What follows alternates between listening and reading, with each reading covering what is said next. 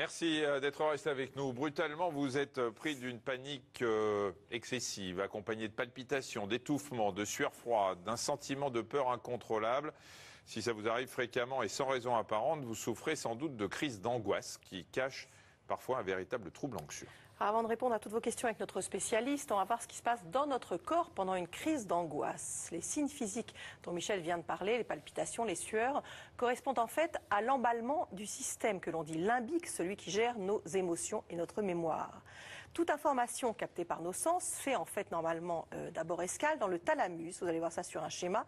Il est fléché, voilà, c'est en bleu. C'est lui qui donne l'alerte dès qu'il est stimulé par un élément déclencheur. Pour certains, il peut s'agir de la vue d'une araignée, alors que pour d'autres, c'est le fait de devoir parler en public. Alors ce type de message est habituellement envoyé au cortex pour analyser si l'origine de la peur est justifiée.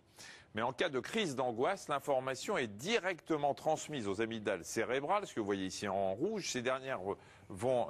non, c'est pas ça, c'est le thalamus, vous allez voir apparaître.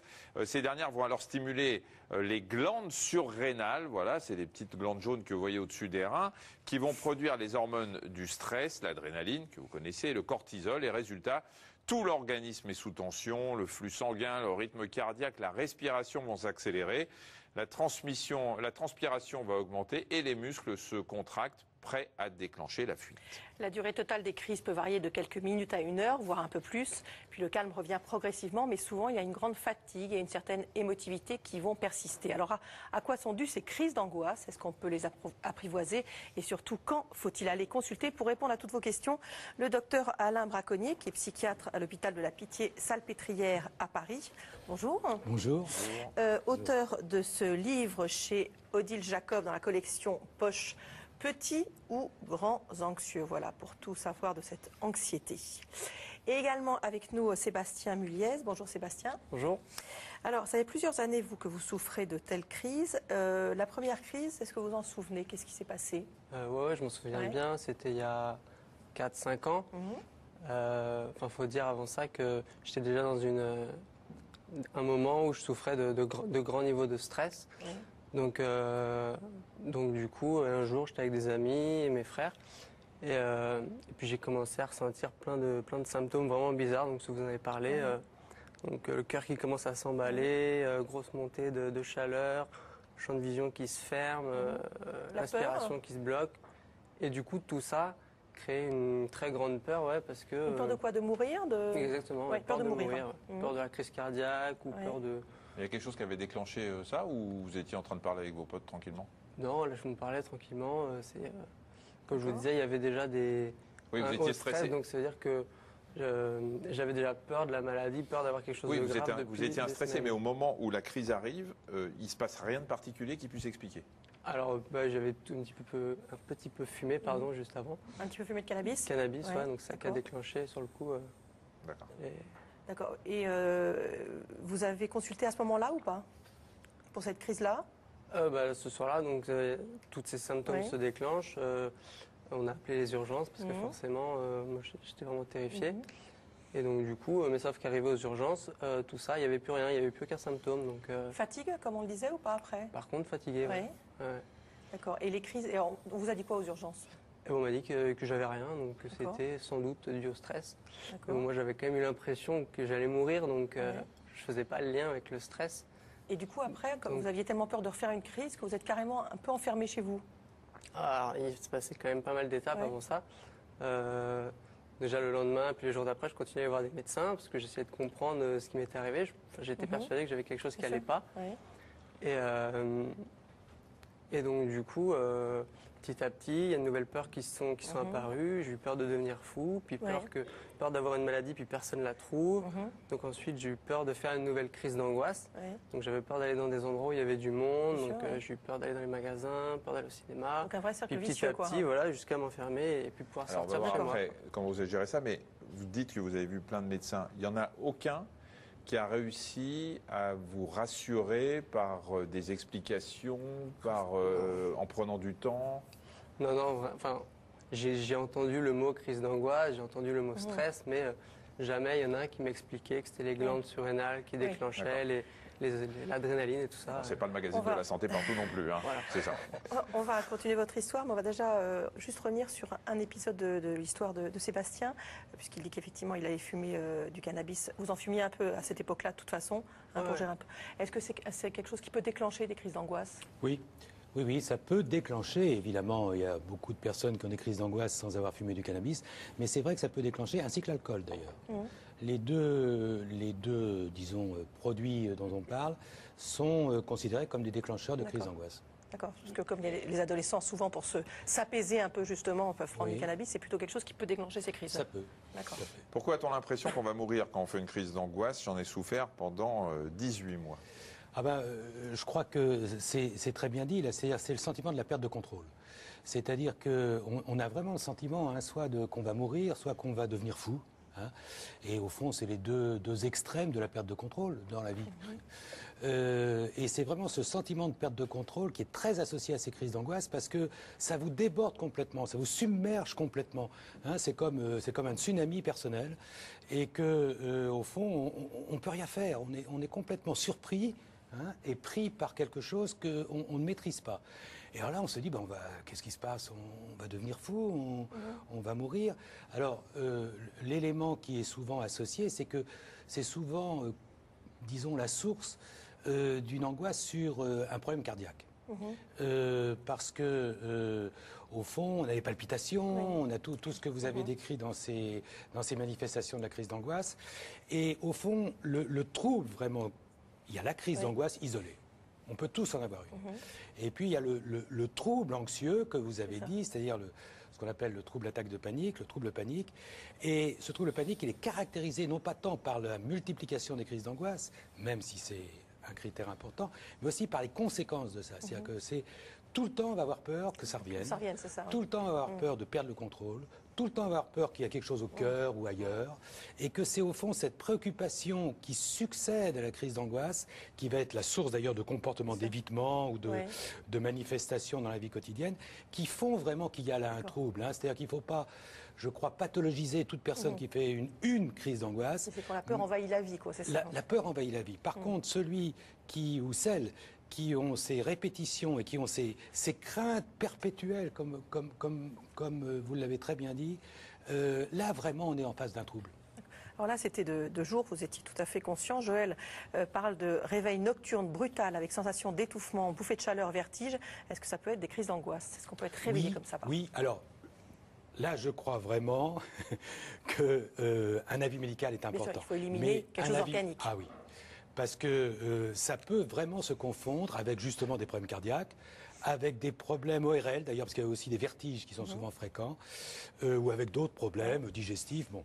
Et que c'est important que le médecin, là, je crois, fasse un diagnostic qui élimine quand même toutes les causes organiques, parce que ça, là, c'est traitable directement. Et quand... Ça peut survenir effectivement la nuit. Ah oui, ça peut complètement survenir à n'importe quelle heure du jour et de la nuit. Les crises d'angoisse qui sont déclenchées par un événement précis, qui est souvent un événement d'ailleurs qui est toujours le même, sont pas les plus fréquentes.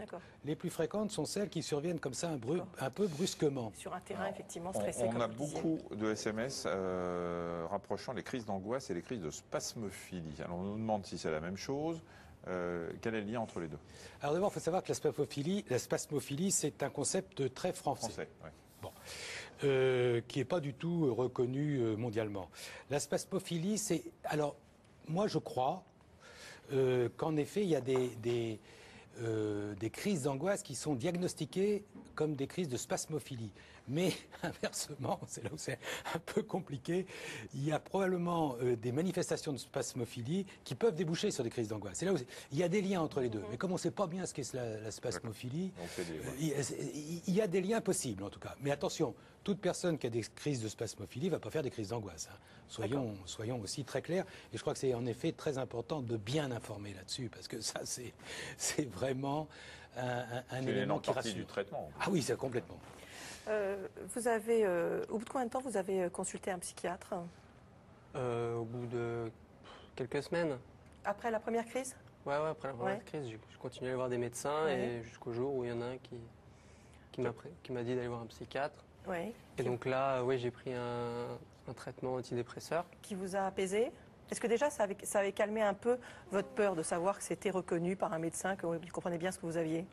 Ouais, puis c'est surtout, peut-être, je me disais qu'on me donne un traitement, après ça donne un effet placebo, au moins ça. Mais c'est vrai qu'au bout de quelques temps, ça ne me suffisait pas, quoi. Ça traitait pas la cause du problème. Entamer une autre démarche, on va en parler. On va juste arrêter pour voir un reportage, puisqu'on va parler de ces personnes qui souffrent de crises de panique et qui décident d'entamer une thérapie. C'est le cas de Caroline. Notre équipe l'a suivie lors d'une consultation dans le service d'addictologie Moreau de Tours, à l'hôpital Sainte-Anne, à Paris. C'est un sujet de Marie Guyot, Claude Pavélec et Lydia Chaubon. Caroline prend tous les jours le métro pour aller travailler. Il y a encore 2 ans, elle en était incapable. Cela déclenchait chez elle des crises d'angoisse. C'est vraiment une sensation d'oppression qui fait que mon cœur s'accélère. J'ai vraiment l'impression de devenir folle en fait et que je vais mourir d'étouffement. Que personne autour de moi ne peut m'aider à m'en sortir. Je ferais vraiment n'importe quoi. Vraiment, ouais, même quitte à tuer quelqu'un pour me sauver, en fait, vu que j'ai l'impression que je vais mourir pour me sauver, en fait. Passer un examen, faire des courses ou même aller au cinéma, autant de situations susceptibles à l'époque de déclencher des crises d'angoisse. Caroline vit alors dans la peur de faire une nouvelle crise et peu à peu se renferme sur elle-même. Ça a commencé quand j'avais 16-17 ans, donc vraiment l'âge de l'adolescence où on sort, on fait des sorties. Du coup, mes amis étaient plus vraiment là. Donc après, quand il s'agissait de se faire de nouveaux amis, j'avais toujours peur d'en parler parce que je me disais, ils vont se dire, ça sert à quoi d'être amie avec elle si elle peut pas sortir, si on peut pas la voir. Et j'ai décidé d'aller consulter un psy quand j'ai vu que ça a commencé à à ne plus être vivable en fait.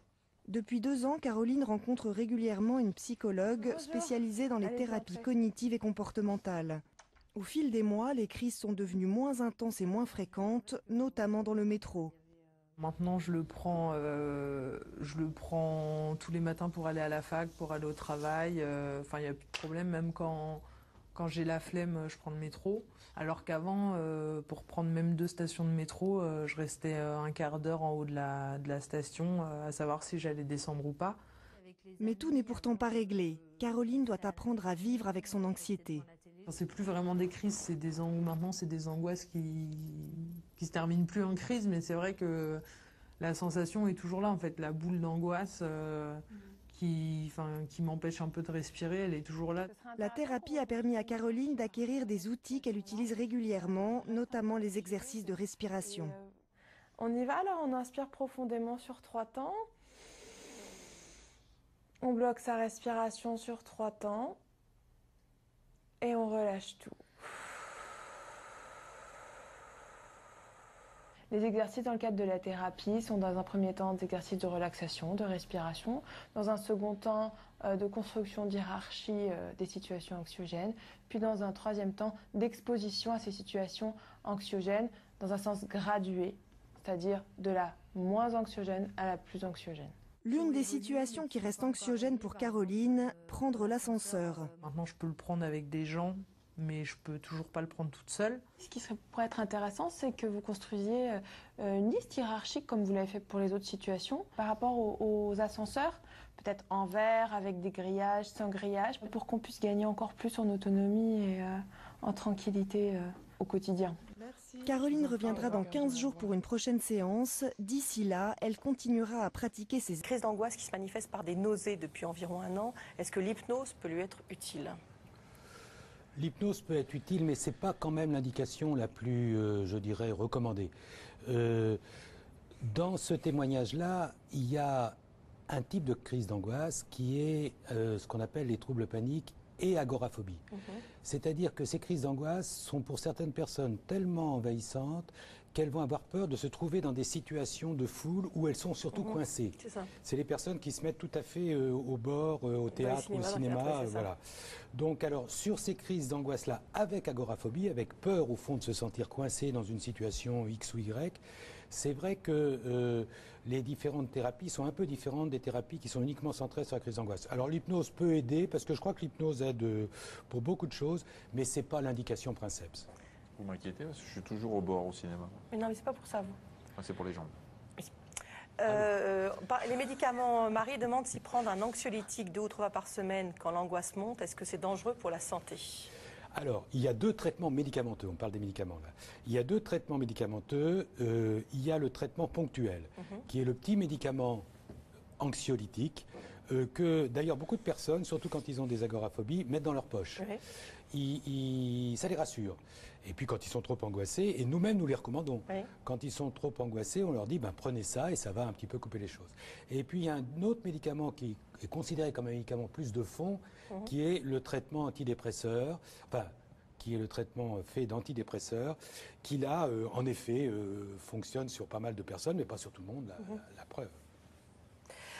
Vous avez essayé d'autres moyens pour essayer de calmer vos angoisses? Voilà, du coup, après ça, je suis parti un peu à la rencontre de toutes les thérapies dites alternatives. Et donc, c'est là que j'ai découvert, j'ai entendu parler de la méditation, de la sophrologie, Vous avez la tout testé, hein, respiration. c'est 60 millions de consommateurs. Vous Ouais, avez... voilà, je suis allé dans tous les sens. Mais ça vous a fait du bien? Ah ouais, c'est vraiment prendre le petit truc qui fait du bien dans chaque méthode et ça a vraiment fait du bien. Et vous aviez ce que dit le docteur Braconnier, c'est que vous n'osiez plus tellement sortir, Il y a un être moment, dans... je pouvais plus aller acheter une baguette, je pouvais plus faire de courses, ou alors c'était vraiment un terrible effort, quoi. Est-ce que ces crises d'angoisse, parce qu'on a parlé là de différents traitements, y compris traitements médicamenteux, est-ce qu'il y a toujours une cause, une vraie cause qu'il faut aller retrouver, par exemple par une psychothérapie, ou pas forcément? Je crois qu'il y a toujours une raison. Alors, ces raisons, elles ne sont pas toujours très simples à trouver, hein. Parfois, elles sont évidentes ou assez simples à retrouver. Par exemple? Par exemple, il y a des situations qui peuvent vraiment être des crises d'angoisse, c'est-à-dire que à l'origine de crises d'angoisse. Par exemple, des situations dans lesquelles on est pris dans justement des situations de vie. Prenons une situation de chômage. Parce que je dis ça parce que j'ai rencontré ça très récemment. Une situation de chômage, c'est une situation qui est au continu. Eh bien, c'est quelqu'un qui a, au fond, été confronté à un changement total dans sa vie et qui est en pré-dépression. Et que pour moi, ces crises d'angoisse, en tout cas un certain nombre de ces crises d'angoisse, surtout quand elles se répètent, sont des signaux d'alerte d'une dépression qui est en train de se construire. Et la preuve en est qu'on a des corrélations, disons des corrélations importantes entre ces crises d'angoisse et des vrais états dépressifs. Mais ça ne veut pas dire que toutes les crises d'angoisse vont être des dépressions. Mais parfois, c'est plus compliqué de retrouver une cause. Voilà, c'est une sorte de... La crise d'angoisse, chez un certain nombre de personnes, c'est vraiment la fièvre. C'est pour le corps. Ça surchauffe. Ah oui, ça surchauffe. Et au fond, c'est un indicateur qui fait que pour certaines personnes, ça va vraiment être important de les prendre en charge, de les aider et de faire en sorte que ça ne devienne pas quelque chose qui s'installe. Donc ce dont parle effectivement Sébastien, comme la sophrologie ou la méditation, ça peut être intéressant. Oui, tout à fait. Alors ça peut être intéressant probablement pour plusieurs raisons. Ça peut être intéressant, d'abord chacun trouve sa solution. Dans notre domaine, on n'est pas chirurgien, on est dans un domaine où au fond, quand on a une fracture disons du poignet, ce qu'on appelle on sait que le chirurgien sait faire. Dans notre domaine, c'est un domaine qui est beaucoup plus compliqué parce que on est un domaine où le corps, vous l'avez montré, est quand même en jeu, l'esprit est en jeu, les raisons environnementales. Donc, il faut aussi faire confiance à ce que la personne sent comme ce qui peut lui être le plus utile. C'est vraiment important dans notre domaine. Et les études le montrent. 50% des résultats reposent sur le choix de la personne. Et donc, des techniques qui sont des techniques qui apparemment devraient... pas forcément être des traitements des crises d'angoisse, eh bien il y a des techniques comme la méditation qui peuvent tout à fait être celles qui va aider beaucoup la personne. Et d'ailleurs, ces techniques, vous avez décidé de les rendre disponibles pour les autres. Alors vous êtes dit, tiens, j'en ai bavé pendant des années, je vais aider les autres à travers un blog. Voilà. Ouais, c'est-à-dire que je trouvais plein de choses qui m'aidaient dans chacune de ces méthodes. Je me suis dit que c'était un peu bête de garder tout ça pour moi. Donc, du coup, je partage tout ça sur un site internet. Alors, sur un blog, effectivement, qui s'appelle Vers une vie sereine. Vous tapez ça sur un moteur de recherche, vous trouvez les références exactes sur allodocteur.fr. On a parlé de dépression. Nadia demande si les crises d'angoisse peuvent être le signe de maladies sous-jacentes, d'autres maladies. Moi, je dirais plutôt qu'il faut essayer d'éliminer les autres maladies. Hein. Ça, c'est vraiment très important. Je ne saurais pas répondre si vraiment elles peuvent être peut-être des indicateurs d'une souffrance. Mais après, être liées à d'autres maladies, ça a été étudié. Mais on a trouvé des corrélations, mais enfin, on n'a rien vraiment de précis là-dessus. Vous avez eu des effets secondaires de vos crises d'angoisse, du style mal à l'estomac, la peur de faire un ulcère et tout? Parce qu'on nous demande pourquoi on dit que les crises d'angoisse sont néfastes pour la santé. On a vu que ça déchargeait de l'adrénaline, que l'adrénaline et le cortisol naturel sont aussi des facteurs qui ne sont pas forcément bons pour le reste de l'organisme. Vous avez eu d'autres problèmes de santé avec ça? Déjà, au niveau de la respiration, on a des petits points au thorax parce qu'on respire plus bien par l'abdomen, comme on a vu dans le petits points sur le diaphragme. On a des petits points là, puis des tensions aussi, donc tout est noué. Donc après, on va sentir quelque chose, on va croire que c'est une tumeur. Alors, on demande, vous êtes hypochondriaque en fait aussi? C'est vachement lié, c'est lié à la peur.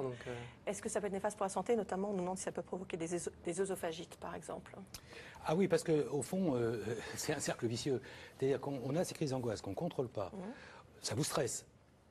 Et vous stressant, on sait très bien que ça peut créer sur le corps quand même des conséquences, dont l'œsophagite. L'œsophagite, c'est-à-dire des remontées acides qui partent de l'estomac, qui reviennent sur l'œsophage et qui vont finir par le brûler un peu. Des crises d'angoisse non exprimées vécues par un adolescent peuvent-elles conduire au suicide, Edwige?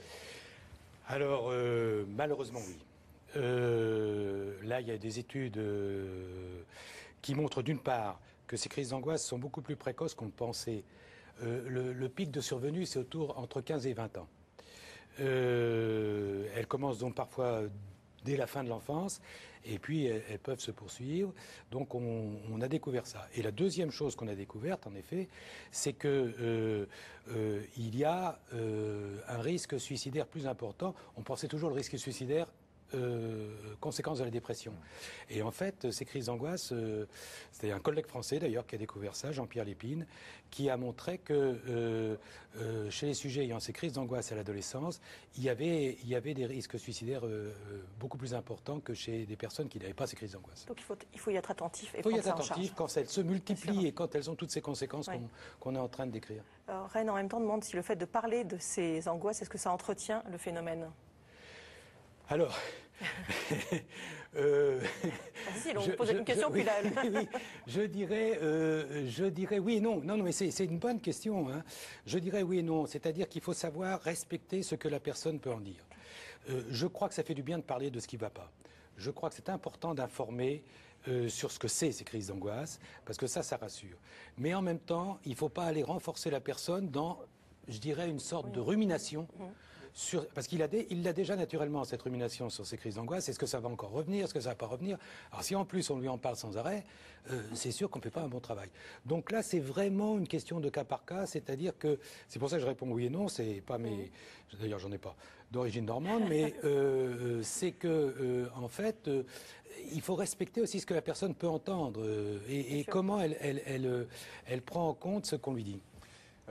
Il y a des enfants ou des adolescents qui ont des crises d'angoisse pratiquement, qu'on peut peut-être appeler des crises d'angoisse de performance, c'est-à-dire devant des devoirs surveillés, devant des interros au lycée. Ça fait partie de ces crises d'angoisse? Oui, mais alors à ce moment-là, c'est vraiment lié à un événement ponctuel et que c'est la crise d'angoisse. C'est pas vraiment le grand trouble anxieux qui fait que ces crises d'angoisse se répètent, etc. Par contre, il y a des crises d'angoisse qui sont liées, vous l'avez évoqué d'ailleurs, à une situation qu'on appelle l'anxiété de performance, c'est-à-dire que, et entre autres celle de parler en public, ça on le rencontre plus chez l'adulte, mais on le rencontre dès l'enfance d'ailleurs, quand il passe au tableau, et que c'est vrai que chez certains, ça va déclencher des crises d'angoisse. Petit nombre. C'est pas si fréquent que ça. C'est autour, la prévalence, je crois qu'elle est autour de 2 à 3% de la population. Mais il y a quand même 2 à 3 personnes sur 100 qui ont ce trouble, le trouble anxieux. Merci beaucoup. Je rappelle donc votre blog Vers une vie sereine. Alain Braconnier, votre livre chez Odile Jacob, collection Poche, petit ou grand anxieux. Beaucoup de questions, donc on va continuer avec un chat, Michel. Oui, un chat. Donc à partir de maintenant, pendant 1 heure, sur allodocteur.fr, vous posez vos questions. Anne-Victoire Rousselet, psychologue, et Aurélia Schneider, psychiatre, répondront à vos questions pendant 1 heure. Je vous rappelle, allodocteur.fr pour répondre sur l'angoisse. Demain, dans le docteur, on verra s'il y a des plantes qui permettent de bien passer l'hiver sans trop de maux ni de fatigue, et un appel à témoins, Michel. Pour les besoins d'un reportage consacré à la cigarette électronique, on cherche un témoin qui a eu recours à ce moyen pour se sevrer du tabac. Si vous êtes concerné par cet appel, contactez-nous au 01 58 88 85 21. On vous retrouve demain, toujours à 13h40 et toujours sur France 5. Merci. Très bon après-midi, à demain, au revoir.